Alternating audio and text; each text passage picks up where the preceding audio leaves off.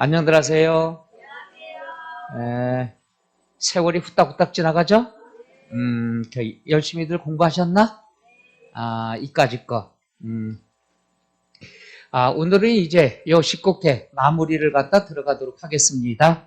교재 13쪽에 나와 있는 재산세, 과세 대상, 재산세부터 출발하도록 하자. 준비됐습니까? 그리고 복습 좀 하셨어? 아무리 좋으면 뭐해. 보지 않으면 소용없는 거예요. 꼭 보셔요. 도움 많이 될 겁니다. 자, 13쪽에 나와 있는 재산세, 과세 대상부터 출발을 하도록 하죠.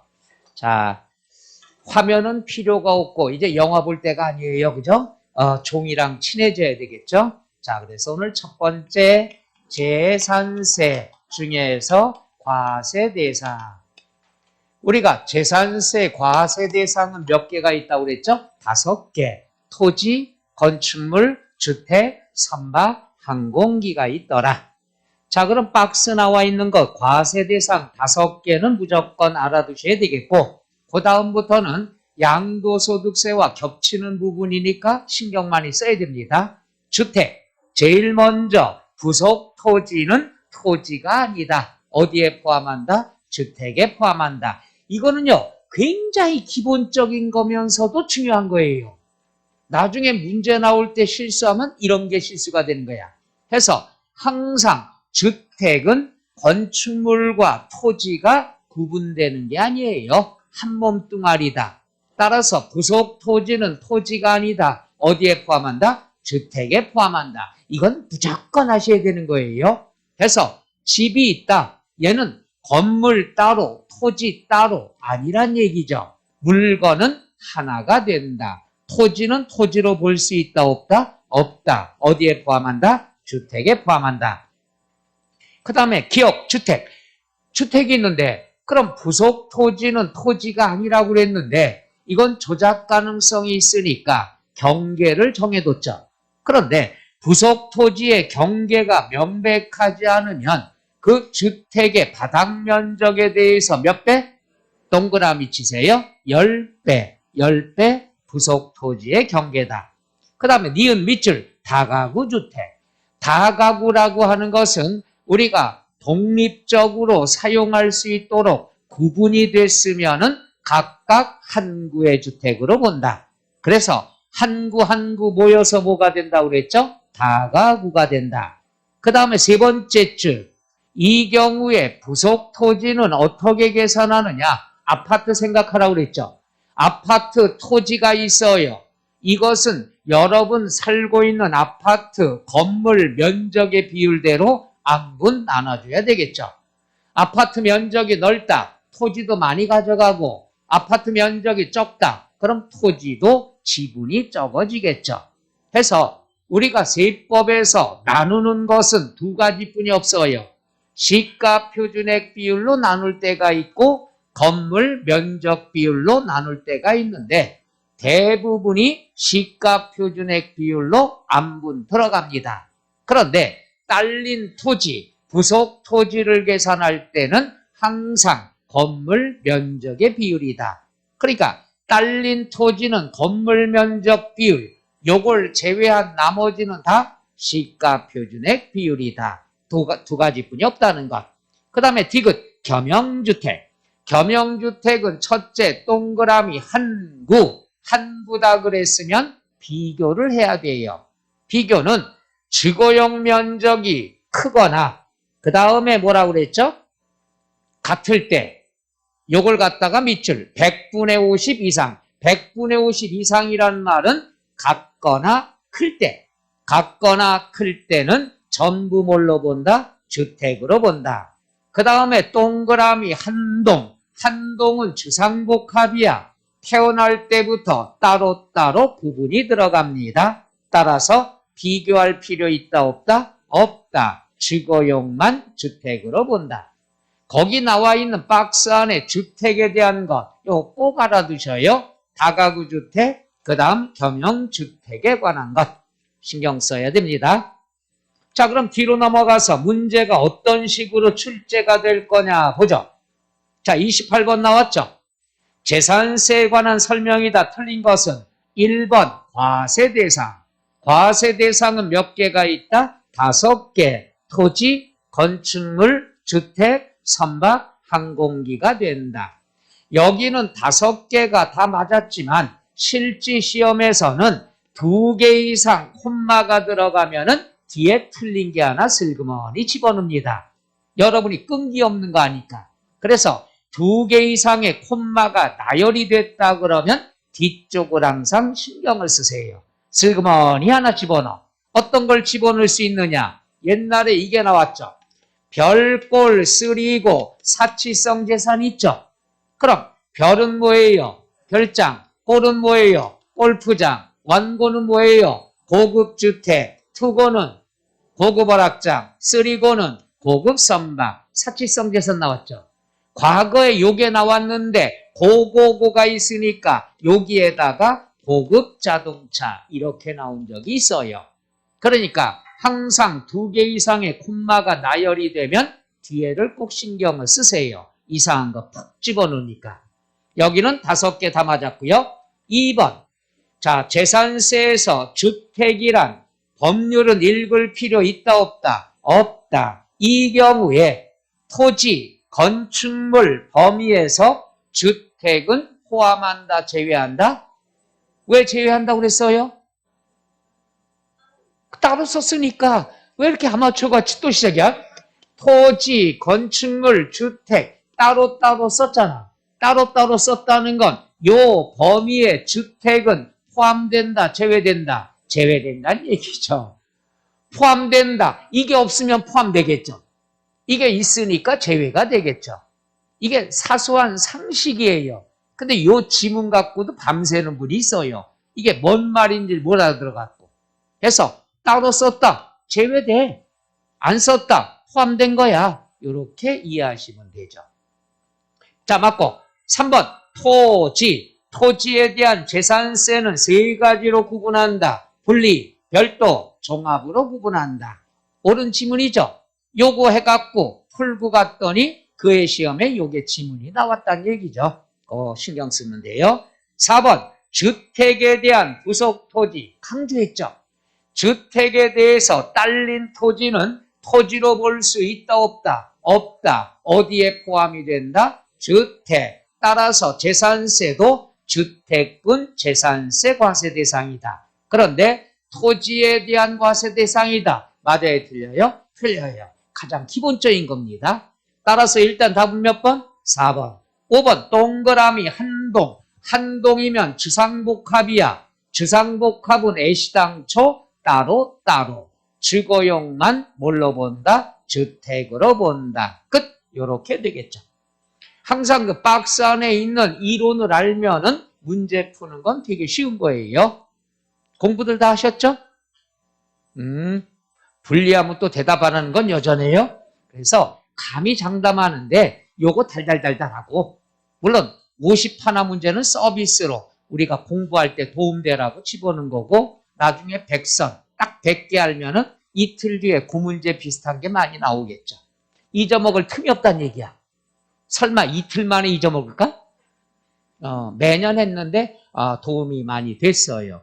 이틀 되면 잊어먹을 틈이 없어. 2주 되면 잊어먹을 수 있지만.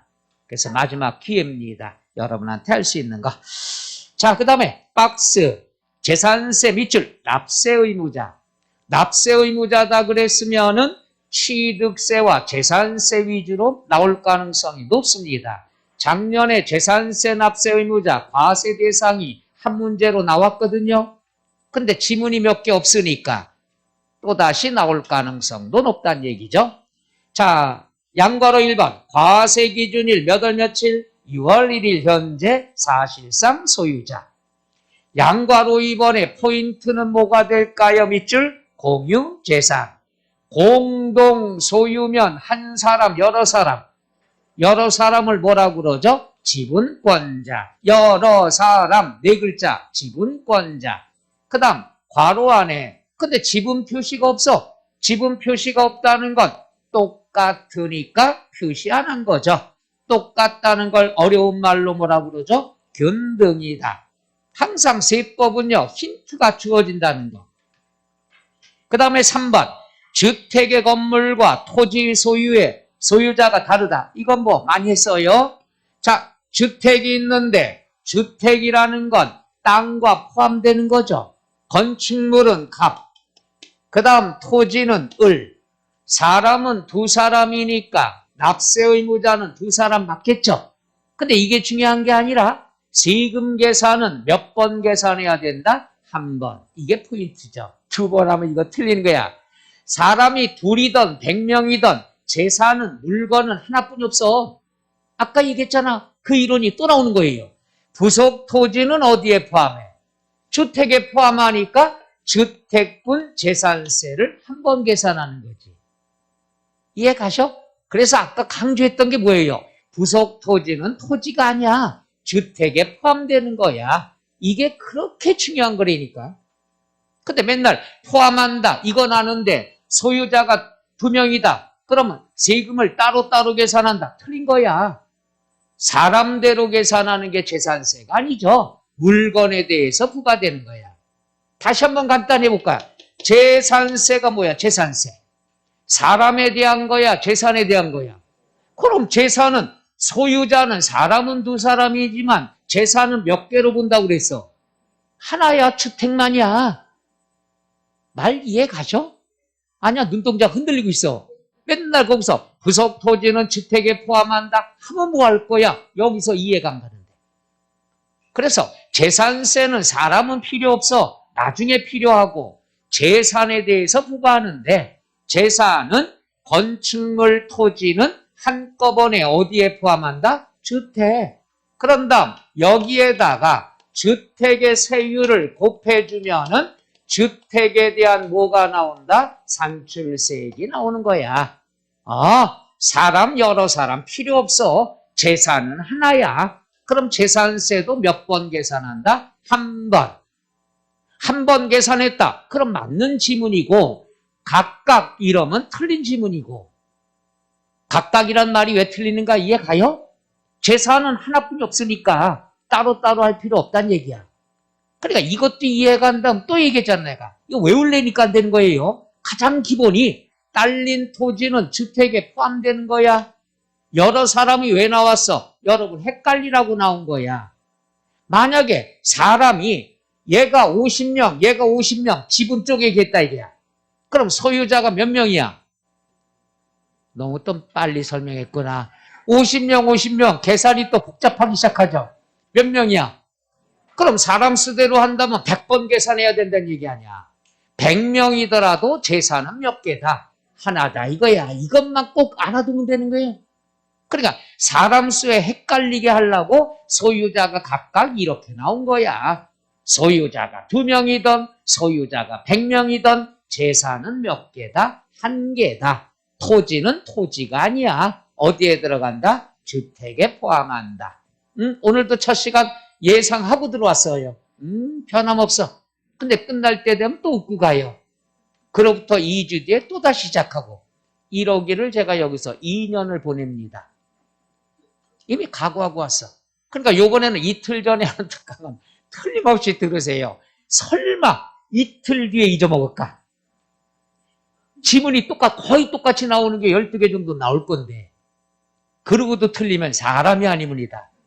그렇잖아요? 그래서 원장님한테도 그랬어요. 세법 이틀 뒤에 하지 말자. 이틀 전에 다른 걸 갖다가 저기 하자. 그렇게 원장님한테 말씀을 드렸어요. 세법은 뭐 어차피 공부 안 할 거니까 한 일주일 전에 미리 해도 되지 않겠느냐. 그랬더니 원장님이 난 마무리가 왜 잘 안 되는지 절대 모르겠어. 그래서 이틀 전에 세법을 또 작년처럼 했습니다. 이번에는 아주 문제예요. 문제. 100문제. 100선. 그럼 그거 갖고 푸는 다음에 이틀 뒤에는 절대로 비슷한 유형들이 나올 거니까 뭐 틀릴 수가 없겠죠. 그렇잖아요? 정보하면은 시험 보기 가기 30분 전에 하지 뭐. 시험장 앞에서 내가. 옛날에 그런 적도 있어요. 그 시간을 미리 가서 아끼려고 미리 그 운동장에서 우리 수강생들 모아놓고 다시 한번 포인트 정리해 준 적도 있어요. 악착 같았죠? 그때는 뭐 세법 만점짜리가 너무 많아가지고 그런 시절이 있었죠. 10년 전까지만 하더라도 거의 세법 만점이에요. 너무 좋아가지고 어쩔 줄 몰랐죠. 그랬다가 유형이 조금 바뀌면서 2011년도부터 조금 난이도가 올라가기 시작했죠. 그전엔 만점이에요, 만점. 그때가 좋았을까요? 노노노. 지금이 더 좋아. 왜? 세법 만점 못 받으면 어때? 등기법이 있는데. 자, 그럼 나와 있는 것. 그러니까 민법 잘하시면 등기법도 잘하실 거 아니에요. 그 다음에 그래서 양과로 3번. 이렇게 해서 세금은 항상 재산은 한 개다. 사람은 몇 사람이더라도 재산은 하나다 이거야. 그럼 100원이 나왔다. 100원 나온 것을 사람 수대로 이때 가서 안분 계산 나눠줘야 되겠죠. 일단 세금은 한 번 계산해. 물건이 하나니까. 그런 다음에 사람 수대로 나눠주는데 나눠줄 때는 무슨 비율로 나눠줘라? 시가 표준의 비율. 그래서 세 번째 줄 끝에 시가 표준의 비율로 나누어 소유자가 납세의무자가 된다.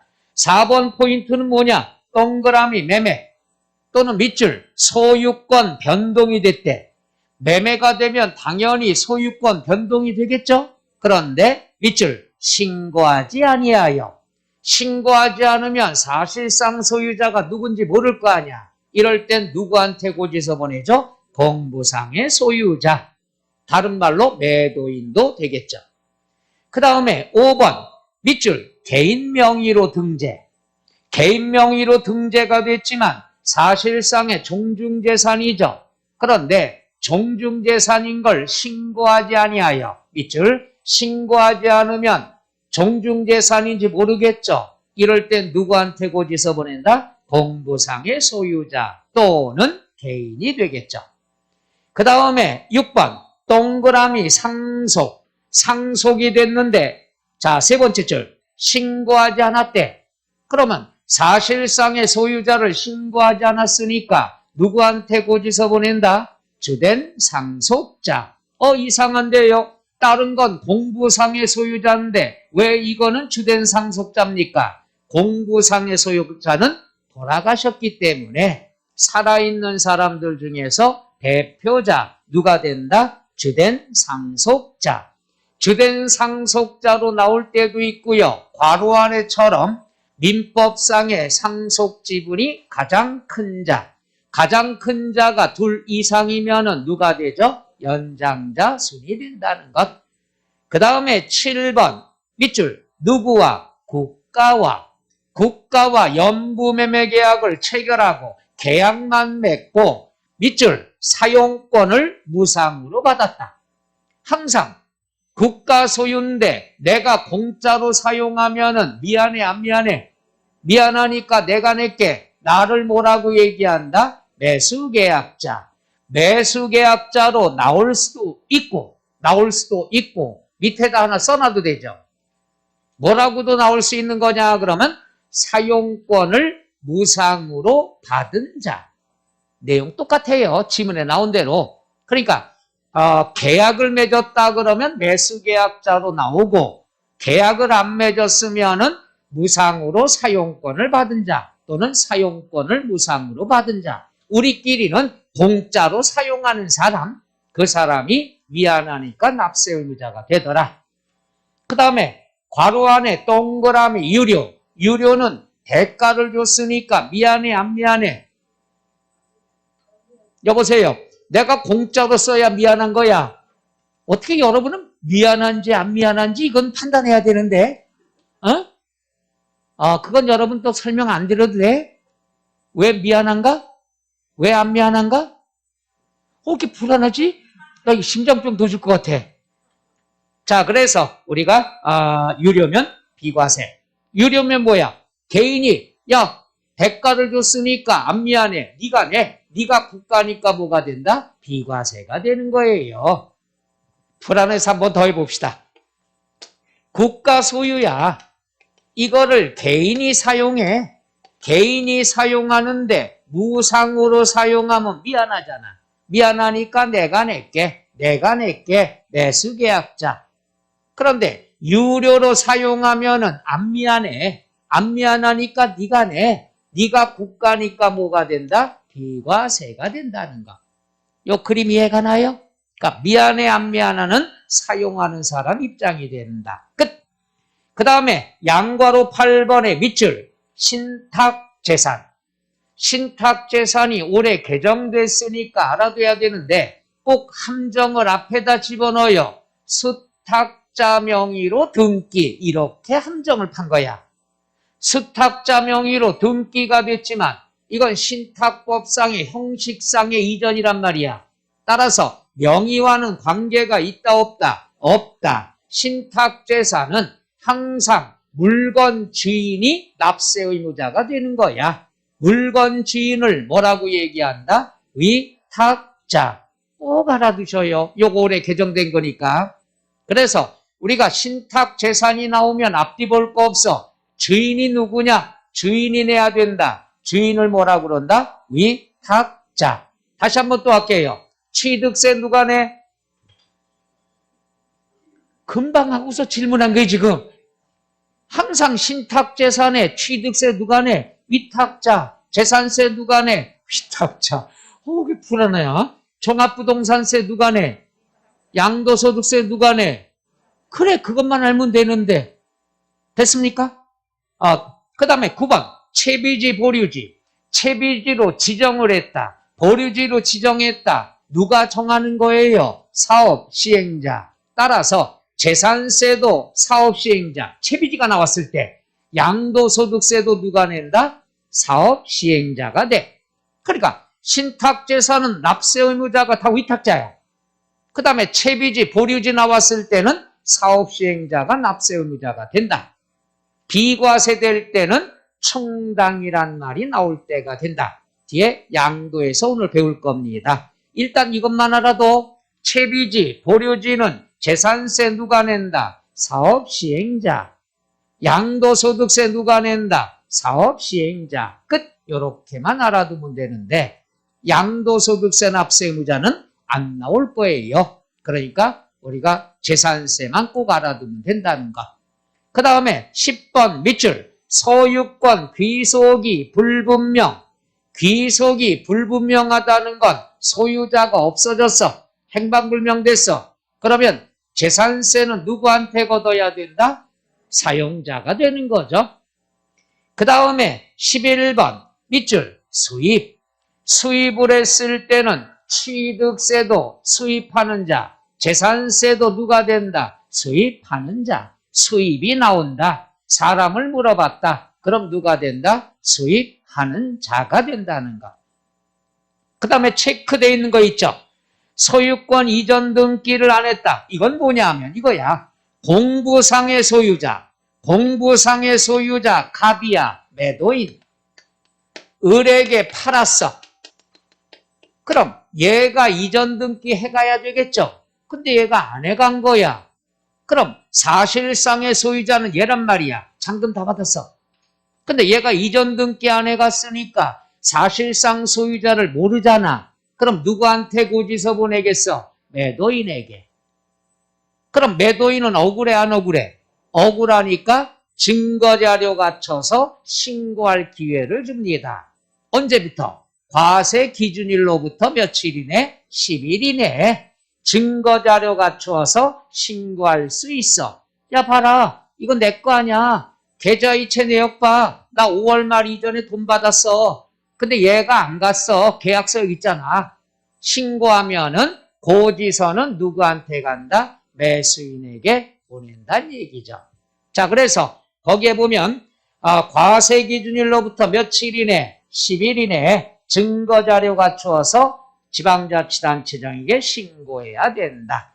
이건 어떨 때가 있느냐 그러면 공부상의 소유자와 사실상의 소유자가 다를 때 이럴 때 기회 주는데 어떨 때 있어? 매매가 됐을 때, 그 다음 상속됐을 때, 그 다음 종중재산일 때 이럴 경우에는 신고할 기회를 주는데 상속이나 그 다음에 뭐예요? 종중재산 같은 경우는 친척끼리니까 이건 중요하지가 않아. 남남끼리 매매할 때 사용하라고 하는 거죠. 근데 여러분 공부할 땐 이거야. 증거자료 갖춰서 신고하는데 과세 기준일로부터 며칠이네? 10일이네. 끝. 박스에 나와 있는 게 납세 의무자 전부입니다. 이거 제쳐놓고 출제될 수가 없다는 얘기죠. 자, 그럼 문제 한번 볼게요. 29번.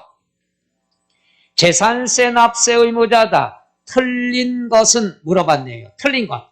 1번 포인트가 뭘까요? 공유재산이다 그러면 누가 납세 의무자가 된다? 지분권자. 괄호 안에 지분 표시가 없으면 어떤 것으로 본다? 균등의 동그라미. 균등의 뜻이 뭐죠? 똑같다는 얘기예요. 그 다음에 2번. 항상 세법에선 앞에 법률이 많이 주어지는데 법률은 절대로 읽을 필요 없다고 그랬죠. 패스하면 돼. 패스하면은 줄어들겠죠. 따라서 둘, 넷, 여섯 번째 밑줄. 뭐부터 보면 될까? 채비지 또는 보류지로 정한다. 그럼 채비지, 보류지를 누가 정하는 거야? 사업 시행자. 납세 의무자 누가 된다? 사업 시행자. 그 다음에 3번. 주택이 있어요. 그런데 건물과 토지 소유자가 다르대요. 사람이 두 사람이란 얘기죠. 그럼 각각 계산해요? 한 번만 계산해요? 왜? 옹알이 되기 있기 없기? 항상 토지는 토지가 아니야. 어디에 포함해야 돼? 주택에 포함하니까 재산은 주택뿐이 없단 얘기야. 따라서 볼게요. 건축물과 부속 토지의 밑줄 면적 비율로 안 분합니까? 시가 표준액 비율로 안 분합니까? 시가 표준액 비율로. 따라서 틀린 거 몇 번이 돼요? 3번이 됩니다. 만만한 문제들 아니에요.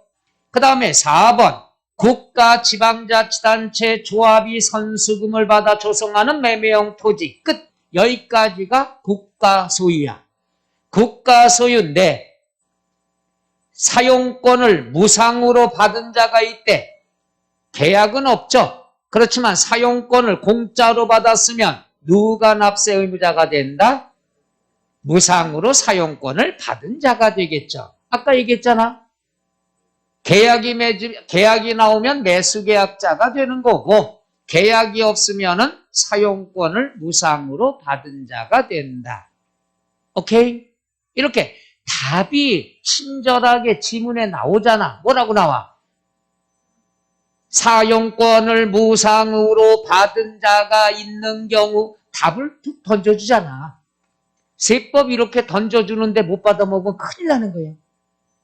여러분이 문제 풀어봤으면 아시겠지만은 문제 지문에 힌트가 또 어떤 건 거의 정답을 주어줘요. 여러분 고생한다고. 그걸 못 찾아서 그렇지. 그렇잖아요? 여기도 보면은 다시 얘기할게요. 여기도 보면은 뭐예요? 사용권을 무상으로 받은 자라고 답이 주어지잖아. 그럼 당연히 그 자가 납세 의무자로 본다. 맞고요. 5번은 동그라미 매매. 매매가 돼서 소유권 변동이 있었음에도 밑줄 신고하지 않대. 신고하지 않았으면 매매가 됐는지 알아요? 몰라요? 모르면 누구한테 고지서 보낸다? 공부상의 소유자. 얘한테 보내야 되겠죠. 매도인에게. 그렇잖아. 신고하면은 사실상의 소유자. 신고 안 하면 공부상의 소유자. 그래서 옳은 얘기가 됩니다. 그래서 29번의 납세 의무자도 지문이 길어. 왜? 힌트를 주려고 하다 보니까 길다 이거지. 그 다음에 재산세 과세 표준인데 우리가 재산세 과세 표준하고 종부세 과세 표준도 힌트가 나와. 보세요. 재산세, 종합부동산세, 과세 표준을 물어본다. 똑같이 공부하면 돼. 과세 표준은 곱하기가 나오면 정답이야. 곱하기가 나오는데 재산세는 토지, 건축물은 곱하기 몇 프로? 70%. 주택은 몇 프로? 60%. 요것만 알아두면 되죠. 그럼 하나 미리 할게요. 종부세는 곱하기 몇 프로? 95%. 통일이죠. 내년이면 100% 없어져야 되니까. 같이 공부해. 곱하기가 나오면 정답이야. 곱하기가 안 나오면 틀린 답이고. 그럼 곱하기가 나왔으면은 그 다음에 숫자 보면. 자, 그럼 나와 있는 것 볼게요. 양괄호 1번 시가 표준액은 개인, 법인 다 된다는 얘기죠. 법인의 동그라미 치세요. 그 다음에 2번 토지 건축물 곱하기 몇 프로? 70%. 3번 주택 몇 프로? 60%. 4번의 선박과 항공기는 곱하기 있다 없다? 없다. 그 다음에 표준세율, 탄력세율이 뭐라고 그랬죠? 표준세율의 100분의 50 범위 내에서 가감할 수 있죠? 가감한 것은 올해만 써야 돼? 5년간 써야 돼? 올해만 쓴다. 해당 연도만 적용이 된다. 작년에 나온 지문이니까 밑줄 안 쳐도 되겠죠. 또 지울 필요도 없죠. 양괄호 1번 토지. 토지는 동그라미 1번 밑줄. 분리과세 대상 토지는 세율을 외워야 돼요. 007이 있고 02가 있고 4%가 있고 동그라미 2번 3번 별도 합산 종합합산 토지는 3단계 누진세율이다. 끝. 숫자는 외울 필요 있다 없다? 없다. 분리과세는 00702 4%가 있고 별도 합산 종합합산은 누진세율이다. 끝. 이렇게만 공부하시라고 그랬죠. 기억들 나셔? 그리고 여기에 분리, 별도, 종합 요걸 이론을 안 해놨다고 그랬습니다. 요것은 저 홈페이지에 올라가 있죠. 한 페이지로 해서 올라간 게 있을 거야. 됐어. 없으면 요약집 이따 끝날 때 얘기할게. 괜히 먼저 얘기해놨어. 미치겠어. 그 다음에 양괄호 2번 건축물. 건축물도 재산세에서 이게 안 나온 지가 벌써 한 25년이 넘을 거예요. 올해도 나올 가능성은 없습니다만은 왜? 세율은 재산세, 종부세는 중요한 게 아니야. 여러분은 고지서 날라오면 돈만 잘 내면 되는 거예요. 그래서 세율이 비중이 떨어진다. 그러나 공부해야죠. 1번 일반 영업용 건축물 상가 건물은 전국이 똑같아. 1000분의 얼마? 2.5. 동그라미 2번 공장용 건축물은 지역에 따라 달라. 밑줄 공업지역 산업단지에 있으면 2.5. 동그라미 3번 주거지역 상업지역에 있으면 1000분의 5가 된다는 것. 이건 건축물이에요. 토지가 아니라. 자, 여기 봐요. 상가 건물 무조건 2.5. 1000분의 2.5. 공장 건물 허락된 지역에 있으면 2.5. 싸우는 지역에 있다. 아파트 주거지역에 공장이 들어섰어. 싸워 안 싸워? 싸우니까 1000분의 5가 된다. 곱빼기가 된다는 얘기죠. 그 다음에 주택. 주택은 밑줄 4단계 누진세율. 끝. 숫자는 외울 필요 없어. 4단계 누진세율이더라. 모르면 누진세율이더라. 토지는 3단계, 주택은 4단계. 그 다음에 선박항공기 내비로 누구요? 체크. 사치성 재산이 나와 있죠? 체크한 게? 체크 치라는 게 아니라 체크 있는 걸 읽겠다는 뜻이에요. 미치겠어. 별골 쓰리고 나오죠? 별장 4%, 골프장 4%, 고급주택은 초과 누진 세율, 고급 오락장 몇 프로? 4%, 고급 선박 몇 프로? 5%. 요거. 어디 갔어? 지웠어, 누가? 별골 쓰리고 사치성 재산은 재산세만 세율이 달라. 자, 별장 몇 프로? 4%, 골프장 4%, 고급주택 초과 누진 세율, 그 다음 고급 오락장 4%, 고급 선박 5%. 요것만 알아두면 재산세 세율은 끝이란 얘기죠. 그 다음에 중과세율은 100분의 500, 5배죠. 이거예요. 여기가 과밀억제 권역이야. 인구 밀도가 너무 많아서 숨쉬기 힘든 지역이야. 서울 수도권을 얘기하죠. 여기에 공장을 신설, 증설하면 숨쉬기 더 힘들죠. 그러면 야, 공장 왜 여기다 세웠어? 지방으로 내려가. 안 그러면 몇 배? 5배. 몇 년간? 5년간 중과세합니다. 여기서 중요한 것은 토지는 중과세하는 게 아니에요. 공장용 건축물만 중과세한다는 것.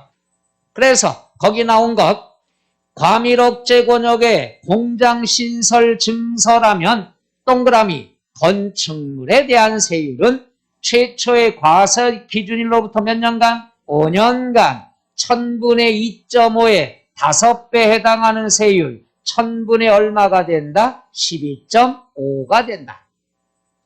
그러니까 공장용 건축물만 하는 거예요. 자, 그럼 박스 나온 내용대로 30번 문제 보죠. 재산세 세율이다. 옳은 것은 밑줄 항상 보세요. 물건부터 보는 거야. 지역 먼저 보는 게 아니야. 물건이 뭐가 됩니까? 영업용 건축물.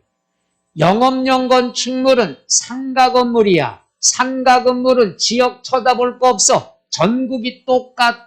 1000분의 얼마가 된다? 2.5. 근데 여기는 초과 누진 세율. 맞아요? 틀려요? 틀려요. 숫자 볼 필요 없어. 1000분의 2.5. 그러니까 학원 들어올 때도 벽을 쳐. CF처럼. 주먹으로 치지 말고 벽을 치고 1000분의 2.5. 상가 건물은 1000분의 2.5의 세율이란 얘기죠. 그 다음에 2번. 2번도 물건부터 봐. 공장용 건축물이래. 그 다음에 지역을 보는 거야. 지역이 어디 떼요? 싸워 안 싸워? 싸우면 1000분의 얼마? 5가 되죠. 옳은 거 물어봤으니까 답은 몇 번? 2번이 되는 거야. 그 다음에 3번 밑줄 고급주택. 주택은 항상 초과, 누진, 세율 4단계 몰라도 된다고 그랬어요. 꼭 신경 쓰세요. 주택은 누진 세율입니다. 별장은 4%지만 고급주택은 누진 세율이라는 거 꼭 강조합니다. 4번 밑줄 회원제 골프장. 회원제 골프장. 고급 오락장용 건축물이나 토지 사치성은 똑같습니다. 그럼 얘는 4% 1000분의 얼마? 40. 50이 틀렸고요.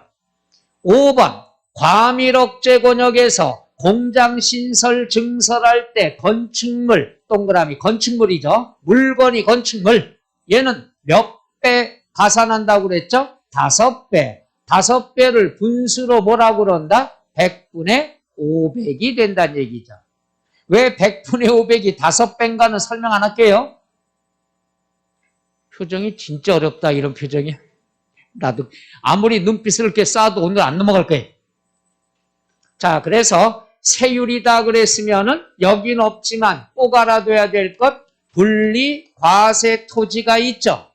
007이 있고 02가 있고 4% 있다는 거 있죠. 요거는 꼭 알아둬야 되죠. 요령 가르쳐 드릴게. 나오는 거 007이다 그러면 농지와 임야. 에? 왜 여기 들어갔어? 나한테 왜 그러는데?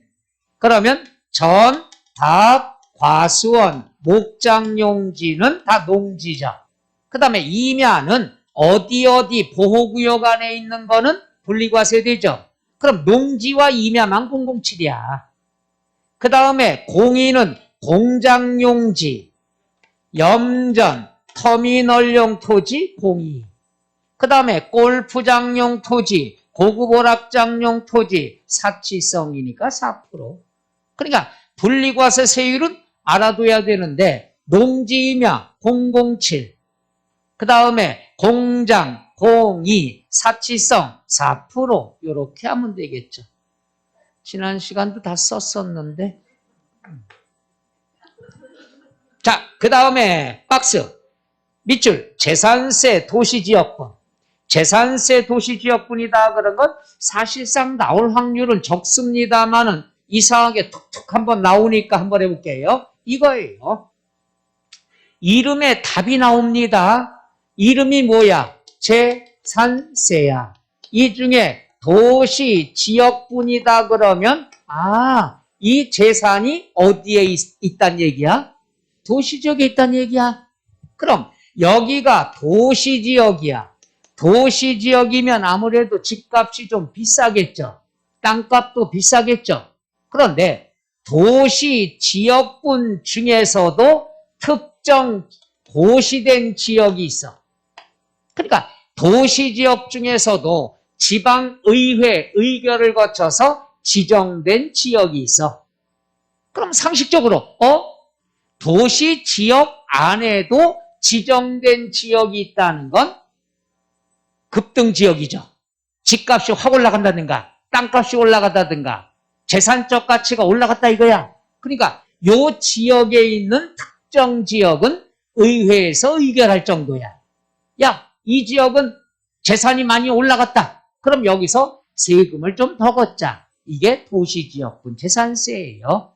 그러니까 다른 지역에 있으면은 재산세, 과세표준 곱하기 세율은 산출세 나올 거 아니야. 그럼 요 지역 안에 있는 건 기본적인 재산세에다가 1000분의 1.4를 합해서 세금을 걷자. 그러니까 요 지역은 집값이 많이 올랐으니까 세금을 좀 더 걷자는 얘기야. 이걸 뭐라고 그러죠? 재산세 도시지역분이라 합니다. 그러니까 어떻게 된다? 뭘 얘기한다? 다른 지역보다는 재산의 가치가 올라갔으니까 세금을 1000분의 1.4를 추가로 더 걷겠다는 얘기죠. 그럼 여기서 알아둘 게 뭐냐? 그러면 재산세 패밀리 중에서 도시지역분에 있는 재산은 뭐가 있느냐? 첫째, 토지, 건축물, 주택은 도시지역에 있을 수 있겠죠. 그런데 선박, 앞마당에 놓을 수 없잖아. 비행기, 뒷마당에 놓을 수 없잖아. 따라서 항공기와 선박은 도시지역분 재산세 부과된다, 안 된다? 안 되는 거예요. 그러니까 상식적으로 재산이 도시지역 안에 있어야지 세금을 더 걷겠다 이게야. 그럼 5가지 과세 대상 중에서 도시지역에 있어야 될 세금은 재산은 3개뿐이 없다는 얘기야. 그래서 거기 볼게요. 체크로 돼 있는 거. 지방자치단체장은 법률 읽을 필요 없어. 두 번째 줄 맨 끝에 도시지역 중에서 지방의회 의결을 거쳐 고시한 지역 안에 있는 동그라미 토지, 동그라미 건축물, 동그라미 주택에 대해서는 조례로 정하는 바에 따라 합산하여 산출한 세액을 재산세로 부과할 수 있다. 양괄호 1번 재산세 과세 표준의 세율을 적용하여 산출한 금액. 요거 남들 다 내는 재산세. 그 다음에 두 번째 양괄호 2번 재산세 토지 건축물 주택의 과세 표준의 밑줄 1000분의 1.4를 적용하여 산출한 금액. 그래서 괄호 1번, 괄호 2번 합한 금액을 징수한다는 얘기예요. 다시 한번 얘기하지만 요 특정 지역에 있는 재산에 대해서는 얼마를 더 걷겠다는 뜻이다. 1000분의 1.4 숫자만 알면 돼. 그런데 이렇게 하다 보니까 재산세보다 이게 더 커질 수가 있겠죠. 그래서 한도를 정해놨어. 1000분의 2.3을 초과할 수 있다 없다? 없다가 된다. 숫자만 알면 돼. 이렇게 공부하면 돼요. 도시지역에 있다. 이거 집값 올랐네. 그럼 1000분의 1.4 더 내라 이거야.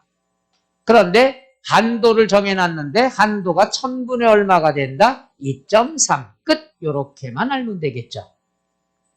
그 다음에 밑줄 세부담 상한은 무조건 하셔야 됩니다. 또 별 표시하게 괜찮아 했던 대로 해.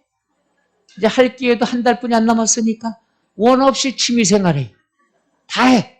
스트레스 받지 말고 해요. 내가 또 합법적으로 얘기해줄게. 이거는 무조건 신경 써야 됩니다. 그러니까 이제 타이밍이 됐어. 재산세에서 세부담 상한과 종부세 세부담 상한은 2가지 제도뿐이 없어. 이거는 무조건 하셔야 됩니다. 종부세가 작년에 개정이 됐으니까 올해부터 신경 써야 됩니다. 자, 세부담 상한은 1번 밑줄 토지, 건축물은 150. 토지 150은요. 이따 종부세도 똑같아. 토지는 재산세도 150%, 종부세도 150%. 그 다음에 주택. 주택은 가격에 따라 세 단계가 있다고 그랬죠. 3억 이하, 6억 이하, 6억 초과, 105, 110, 130. 숫자가 너무 많아서 헷갈려 죽겠어요. 그런 사고리에서 마지막으로 내가 해드릴 수 있는 거. 주택은 150 숫자가 없어. 정 안 되면 그렇게 락돼. 그럼 과거의 기출문제 다 맞출 수 있어. 이런 거 자꾸 얘기하면 안 되는데. 그러니까 과거에는 어떻게 나왔냐? 주택은 100분의 150이다. 맞아, 틀려? 그래, 가격 안 나오고 그냥 100분의 150 나왔다는 얘기야. 그러니까 공부할 때 주택의 세부담 상한은 150이 있다 없다? 없다. 끝. 이렇게 하시면 되겠죠. 꼭 아셔야 됩니다. 그래서 31번 나왔으면은 밑줄 재산세 세부담 상한. 재산세 세부담 상한이다. 옳지 않은 건 나왔죠. 여기서 명심. 숫자부터 보면 무조건 실수해. 물건부터 보고. 자, 그 다음에 토지와 건축물은 가격 볼 필요 있다 없다? 없어요. 토지 건축물은 금액은 절대로 볼 필요 없어. 그냥 150%야. 자, 1번 뭐부터 봐야 될까? 그렇죠. 3억은 볼 필요 있다 없다? 없어. 토지는 150% 맞다 틀리다? 맞다. 2번 뭘 봐야 된다? 건축물 6억 볼 필요 있다 없다? 없다. 150% 맞죠. 이해가요? 그래서 숫자는 항상 내가 두 번째 이해해보란 얘기야. 그땐 안 봐도 될 만한 문제들도 많이 나오니까. 토지 건축물 그렇지 않고 숫자부터 보면 주택하고 헷갈리기 시작해. 3억? 3억이야. 나 뒷자 잘해. 100분의 105. 하다 보면은 옳지 않은 게 하나가 아니라 옳지 않은 게 다 나올 때가 있어. 그러니까 숫자는 항상 두 번째 이해해봐야 돼요. 그 다음에 3번 뭐부터 봐야 될까? 주택 다음에 주택은 금액을 봐야죠. 6억 초과 몇 프로? 130%가 되겠죠. 150x. 다시 말해서 아까 얘기했죠. 주택은 숫자가 150 있어 없어? 그러니까 틀린 거다. 이렇게 접근해도 된다는 얘기야. 하여튼 시험 다가와서 안 되면 무조건 답 찾는 거 그런 식으로 하라는 얘기지. 그리고 항상 세법은 뭐가 되는 거야? 힌트가 다 나온다고 그랬어. 이걸 뭐 암기하고 이러는 건 아니에요. 이렇게 불안하지? 자, 그 다음에 일단 답은 몇 번이 될까? 3번. 4번은 뭘부터 봐야 돼? 주택. 그 다음 뭘 봐야 돼? 여보세요? 3억 초과는 왜 봐? 6억 이하만 보면 되지. 우리는 항상 그렇게 했잖아. 원래는 3억 이하. 그 다음 3억 초과 6억 이하. 이렇게 공부하면 머리 아파. 3억 이하, 6억 이하, 6억 초과. 이렇게 보는 게 낫죠. 그렇지 않을까? 그럼 주택 6억 이하 몇 프로가 될까? 110. 5번 주택 3억 이하 얼마가 될까? 105. 이렇게 순서대로 찾으면 된다는 얘기죠. 세부담 상한 꼭 알아두셔야 돼요. 대답도 없이 그냥 끝났으니까 뒤로 가자 이거야. 뒤에 보면은 마무리, 재산세 마무리입니다. 아주 이렇게 요약이 잘 돼 있는 거야. 납세 절차는 납세진 어디가 된다? 소재지. 과세기준일 몇 월 며칠? 3번 납세고지서는 두 번째 줄 끝에 납세고지서는 늦어도 납기 개시 며칠 전. 그런데 작년에 종부세에서 납기 개시 5일 고지서가 나왔습니다. 따라서 올해는 큰 비중이 없겠죠. 작년에 이거 배고 갔는데 시험에 늦어도 납기 개시 5일 전까지 고지서 이게 나왔단 얘기야. 작년에 이틀 전에 했잖아. 그러니까 잊어먹기 전에 지문이 그대로 나왔다는 얘기죠. 요번도 그렇게 되길 기도하고 있습니다. 이틀 만에 잊어먹은 사람이 있으면 다 내가 강의를 잘못한 게 다 내가 나쁜 사람이에요. 그죠? 하루 전에 할까? 그때는 또 너무 넘쳐서 다른 공부해야 되니까. 그죠? 그 다음에 양괄호 4번 토지는 합산해서 몇 장의 고지서? 한 장. 나머지는 각각의 고지서가 된다. 나머지 밑에다 하나 써놔요. 주택. 자, 건축물, 주택, 선박, 항공기가 있지만 시험엔 주택 위주로 나옵니다. 토지와 주택. 토지는 합산을 해서 몇 장 고지서? 한 장. 주택은 2개 이상의 주택이 있다. 몇 장의 고지서?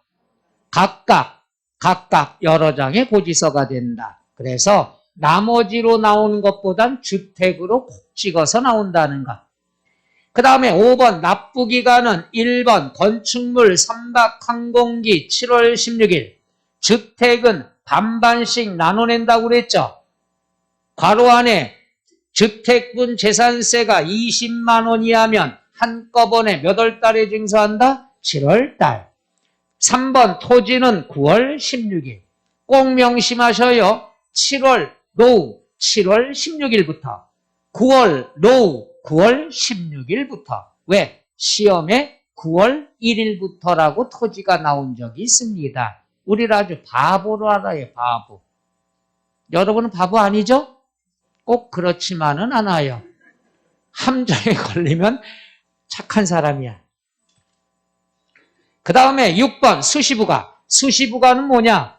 양괄호 5번에 납부기간이 정해져 있죠. 정해져 있지만 그때까지 기다렸다가는 떼먹힐 우려가 있으면은 미리 걷습니다. 수시로 걷습니다. 이걸 뭐라고 그러죠? 수시부가라고 얘기한다. 양괄호 7번 소액징수면제 고지서 한 장당 얼마 미만 2,000원 미만은 징수하지 않는다. 여기서 2,000원 미만이라 하면 병기고지된 세액을 제외한 재산세만을 말한다. 이건 뭐냐? 우리가 재산세라는 한 장의 고지서에 지역자원시설세를 같이 인쇄해서 보낼 수는 있어요. 납기가 같으면. 그런데 인쇄는 같이 할 수 있지만 어떠한 금액을 계산할 때는 따로따로 적용해야 된다는 것. 왜? 세금의 이름이 다르니까. 나란히 같은 고지서에 인쇄할 수는 있습니다만은 2,000원 금액 적용할 때는 합산하면 된다, 안 된다? 안 된다. 따로따로. 따로따로를 세목별이다. 이렇게 얘기하는 거죠. 아주 잘했어요. 세목별. 그 다음에 물납. 물납은 꼭 신경 써야죠. 1,000만 원 초과 관할구역 안에 부동산만 신청을 하고 허가받아야 된다. 허가받아야 되니까 미리 신청합니다. 동그라미 1번. 납부기한 며칠 전까지 신청. 2번 신청받은 날로부터 며칠 이내 통지. 5일 이내. 3번 불허가 통지를 받으면 통지를 받은 날로부터 거기에 하나가 빠졌어요. 통지를 받은 날로부터 5일 이내. 10일 이내. 통지를 받은 날로부터 10일 이내에 다른 부동산으로 변경 신청할 수 있다는 얘기야. 그러니까 신청은 항상 숫자가 10이에요. 10일 전까지 하던, 불허가 통지를 받고 10일 이내에 하던, 관할구역 안에 다른 부동산으로 변경 신청할 수 있다. 4번, 물납을 했으면 납부기한 내 납부한 것으로 본다. 따라서 괄호 안에 밑줄 가산금 적용은 한다, 안 한다? 안 한다. 5번, 그럼 물납의 부동산 가격은 뭘로 보느냐? 동그라미 시가.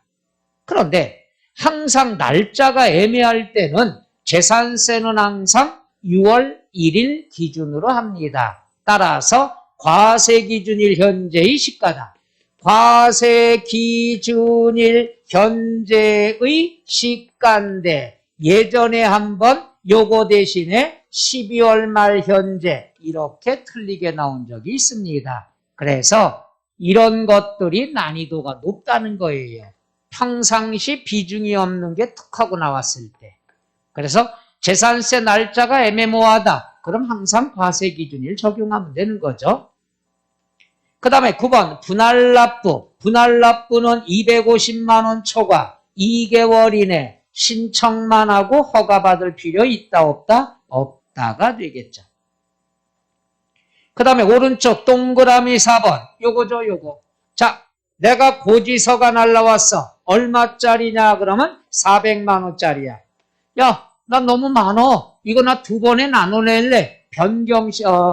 분납 신청을 합니다. 분납 신청을 하면 우리가 관할 지방자치단체장은 고지서를 두 장으로 나눠서 다시 발급을 합니다. 하나는 250만 원짜리 언제 낼 거. 또 하나는 150만 원짜리 2개월 이내 낼 거. 그러면 두 장으로 다시 나눠줘. 왜? 재산세는 고지서 갖고 납부하는 거니까.